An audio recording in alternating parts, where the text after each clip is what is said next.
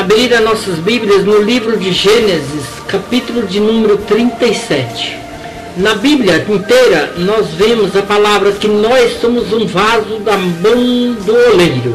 E sempre a gente está lendo isso na Bíblia e estamos ouvindo pregações maravilhosas sobre isso. Jeremias 18 nos fala de como o barro é na mão do oleiro, assim sois vós na minha mão, ó casa de Israel. O Senhor diz para nós, né? Isaías, em vários outros textos, diz que nós somos barro na mão do Senhor. Somos o barro que estamos sendo formados nas mãos do Senhor. Que Deus está trabalhando nesse barro para que nós sejamos um vaso de honra, para que nós sejamos útil para o possuidor, para aquele que nos formou. E quando a Bíblia nos fala que somos um barro e que Deus está trabalhando para formar um vaso, isso fala de testes, de provações, de lutas. E antes de ler em Gênesis 37, olha o que um pastor escreveu. Ele escreveu sobre o mandamento do barro. Quando eu era ímpio, eu dava atenção e gostava dessas coisas, o mandamento do amor. Qual era o mandamento do amor? Amar todas as mulheres, beijá-las o mais depressa possível, nunca esquecer das casadas, esse tipo de coisa. Mas agora, nós esquecemos desse tipo de coisa e refutamos esse tipo de coisa. Estamos no mandamento do Senhor, que é amar a Deus sobre todas as coisas e o próximo como a ti mesmo. E agora vamos ver o mandamento do barro. O barro, berro, birro, borro e burro. Quando a gente deixa de ser barro, a gente berra, fica com birra, borra e se torna burro. Deus quer que você seja um barro. E o pastor escreveu o seguinte: se eu sou barro nas mãos de Deus e Ele é o oleiro, então eu não berro quando Ele me submete a provações, e nem embirro quando a sua vontade é contrária à minha. E não borro maculando a sua obra e o seu nome. E não emburro quando por razões desconhecidas as minhas petições não são atendidas. Então eu quero que você fique com isso na sua cabeça, tá bom? Mandamento do barro. Gênesis capítulo 37. Gênesis 37 fala da história de um moço que Deus tinha um projeto lindo na sua vida. Projeto de Deus. Deus tinha um futuro maravilhoso para esse rapaz. E só que para ele alcançar, para ele chegar aonde que Deus desejava que ele chegasse, que ele viesse a chegar, era necessário que ele passasse por um processo de amadurecimento.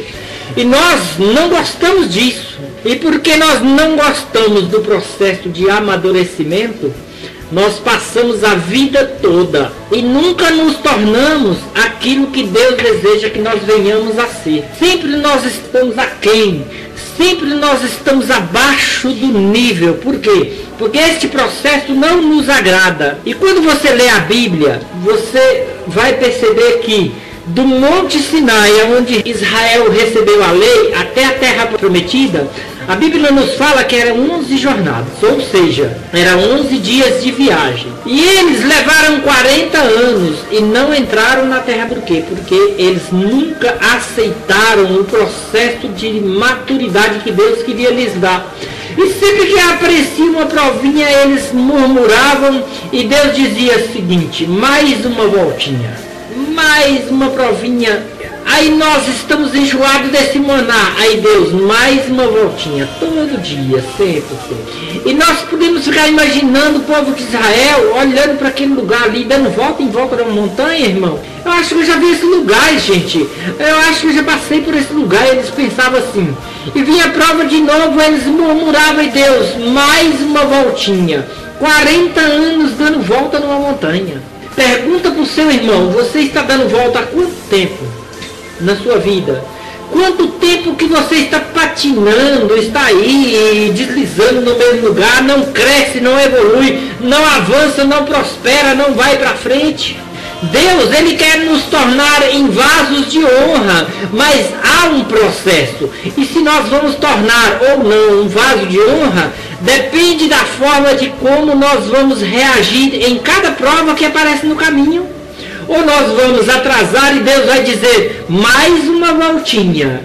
Ou então a gente vai cooperar com Deus e Ele vai dizer, avance, avance, tome posse da bênção que eu tenho preparado para você, a terra que eu tenho preparado para você. E é você que vai decidir se eu vou endurecer, se eu vou ensoberbecer, se eu vou dizer que eu tenho os meus direitos, que eu não aceito isso, se eu vou querer jogar na cara de Deus, se eu vou murmurar, me queixar, ou se eu vou adorar a Deus, honrar a Deus, louvar a Deus e crer que apesar de todas as circunstâncias contrárias que estão acontecendo comigo, Deus vai usar isso, porque Ele é soberano e Ele quer me amadurecer com isso. E isso vai me empurrar para frente. Isso depende de mim. Ou eu fico no mesmo lugar ou eu avanço. Isso não depende de Deus. Depende de como eu reajo para o tratamento de Deus com a minha vida. Em Gênesis 37, ele nos fala de um jovem de 17 anos. E veja o que diz o versículo 3 do versículo 37. Olha o que diz.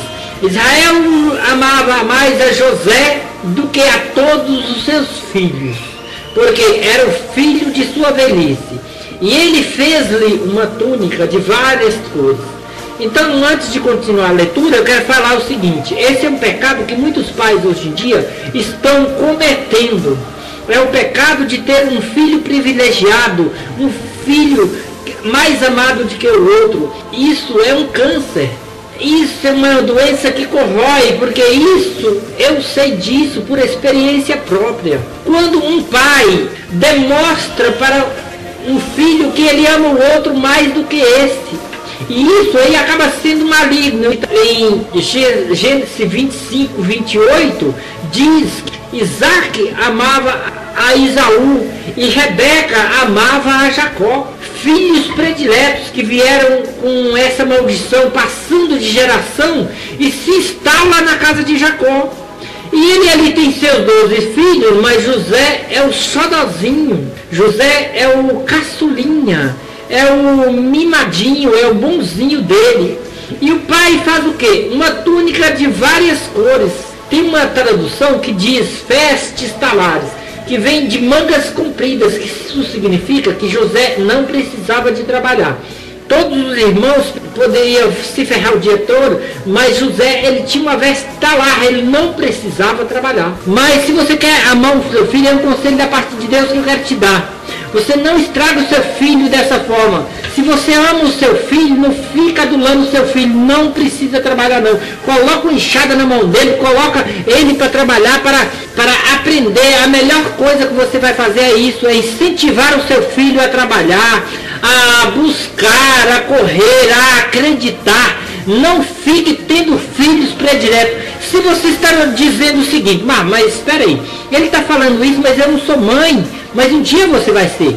E você pode estar dizendo, eu não sou pai. Um dia você vai ser. Então não cometa esse grande erro terrível, de você mostrar para o João que você ama mais o Marcos, você mostrar para a Antônia que você ama mais a Suzana, você mostrar para fulano que você ama mais fulano. E isso acontece que você vai adoecer a alma da criança e vai fazer com que essa criança cresça doente. Isso é terrível. Versículo de número 4. Vendo seus irmãos do que seu pai amava mais do que todos eles, odiavam-no e não lhe podiam falar pacificamente. Olha que coisa terrível. Eles não odiavam seu pai. O erro não está em José, o erro está no pai. O pai que está favorecendo o filho mais do que os outros filhos. Mas como os filhos não podem odiar o pai, apesar que tem muitos que odeiam o pai, você pode fazer de tudo por eles, eles continuam odiando o pai. Entendeu? Eles aí odeiam o pai, demonstram toda vingança que querem jogar no pai, no filho. E como eles não podem se levantar contra os patriarcas, eles passam a odiar José, porque José era o filho mais amado. Então o ódio daqueles irmãos de José foi projetado para cima de José, que não tinha culpa nenhuma. Culpado era o pai, era Jacó que estava privilegiando um. Mas eles enxergavam em José a injustiça. José era o culpado. E vocês conhecem